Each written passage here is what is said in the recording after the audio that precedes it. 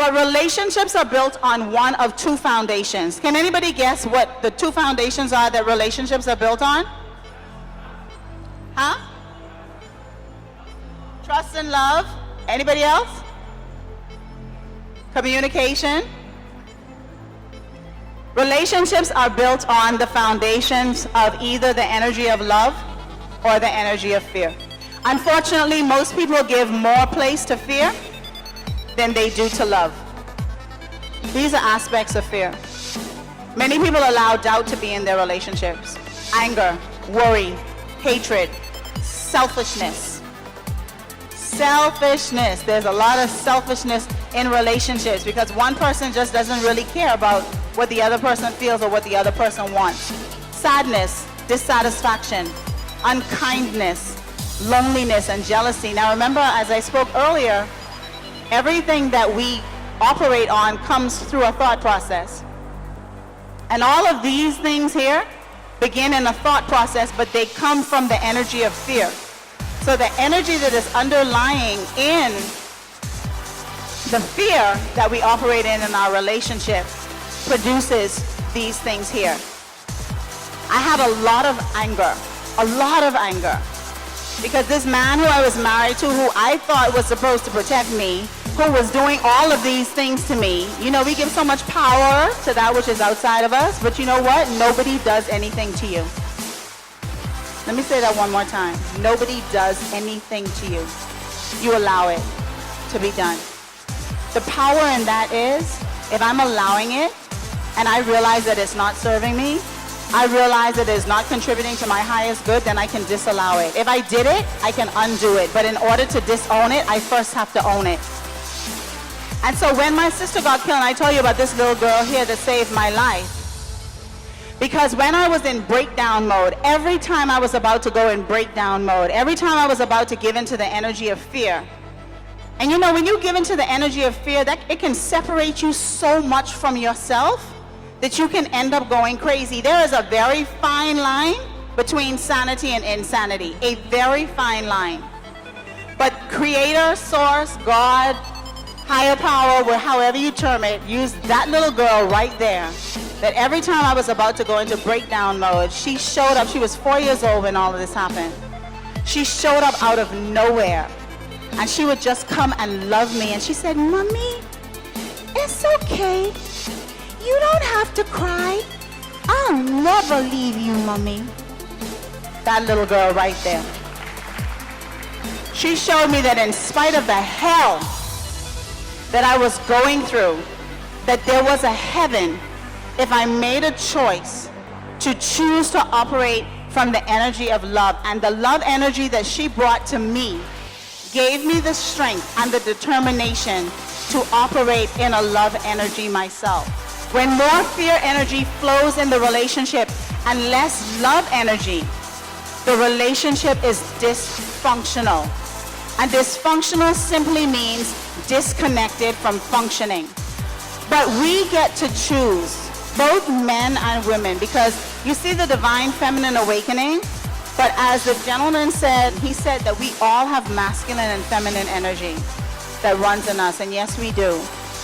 But what has been operating in the world is the egoic masculine energy, and not just from men, also from women. Women have been showing up in their masculine energy more so than their feminine energy, but from a place of ego. And I love an acronym that I heard several years ago with regards to ego, edging God out, or edging the higher aspect of who we are out. Whenever we operate in our lower energies, what we are doing is we're dishonoring the higher aspect of who we are. We are creating a disconnect and functioning in the relationship with ourself. Because if you don't know how to show up in relationship with yourself, you will never know how to show up in relationship with someone else. If you are insecure in your relationship with who you are, you will never feel secure in a relationship with someone else. And I felt very insecure in my first marriage, but it's because I felt very insecure with me.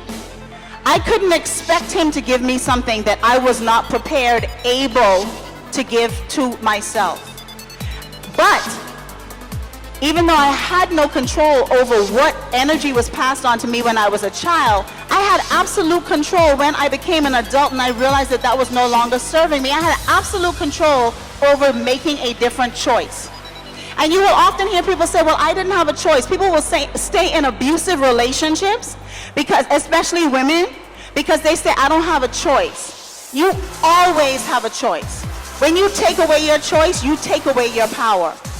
But we stay in situations because in one way or another, it benefits us.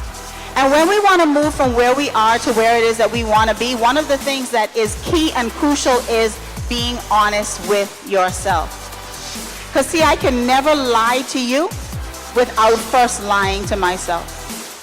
We are products of our relationships, and yet we are only one half of our relationship. I am responsible for the energy that I bring to my relationships.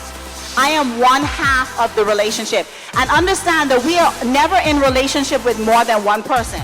So if I have a relationship with you, that's me and your relationship. That is not me, you, and Annalia's relationship. Me and Annalia's relationship is me and Annalia's relationship. And too often when you're in a relationship, you bring other people who don't have no business in your relationship, and they give you all of their suggestions, opinions, and advice that does not serve you. But whoever I am going to bring that to every relationship that I am in. Whether that's a relationship of intimacy, whether that's a relationship of friendship, whether that's a relationship as a mother, whether that's a relationship as a daughter. So I told you earlier about my dad. I was holding a lot of resentment towards my father for how he treated me.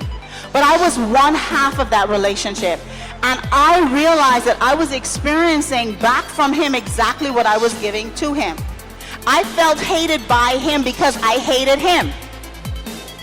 And when I made a decision that I was going to show up from a place of love rather than a place of fear, and be honest with myself that the thing that I was saying I didn't care about, which was a relationship with my father, it was the thing that I craved in my soul.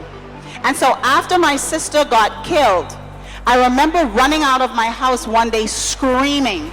And I was screaming for my mummy. We say mummy in the Bahamas. I was screaming for my mother. And my father came out.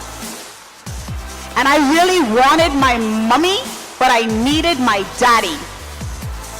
And he held his arms open for me to run into his arms.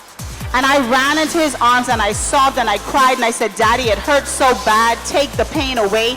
Take the pain away. And I realized that I was holding on to pain from the time that I was a child that I needed my father to take away, but I would not give him the opportunity to do it. And women, we seek for the thing in other men that we don't get from our fathers. But really what we need to do is we need to give it to ourselves. Because when you become grown, there's a scripture in the Bible that says, when I was a child, I did as a child, I thought as a child, I acted as a child, but when I became a man, I put away childish things. And we can no longer allow ourselves to be imprisoned by our childhood. Yes, some bad things happen. Some bad things happened to me. But when I reached to a place where I realized they were not serving me to walk in my power, they were not serving me to walk in my amazing, they were not serving me to awaken to my divine feminine, I had to make a decision.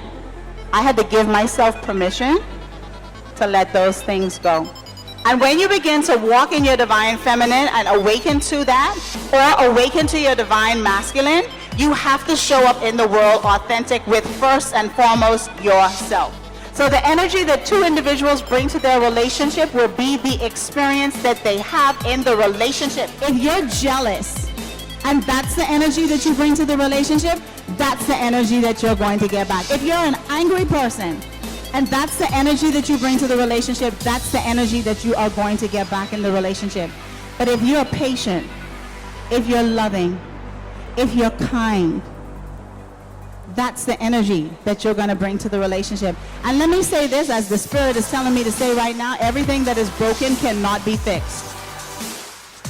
And I had to give myself permission in 1999 to disconnect from something that was broken and that could not be fixed. So when you begin awakening to your divine feminine, one of the things that's key is that you tell yourself the truth. Saying, y'all have that saying in India, fake it until you can make it? I hate that saying with a passion. Because anything fake will never, ever be real. a counterfeit rupee. Y'all have counterfeit rupee? Somebody? They do? Okay, because they counterfeit American money all the time. But something that is counterfeit will never be authentic. Emotions are created from either the energy of fear or love, and emotions are stored in the soul.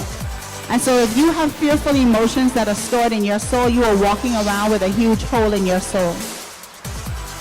And you might be wondering how you can fix that. How can I restore my joy? How can I connect back to the joy that I felt as a child? How can I connect to my purpose? How can I feel fulfilled in my life? Go right now to www.denikacarothers.com and let's have a conversation.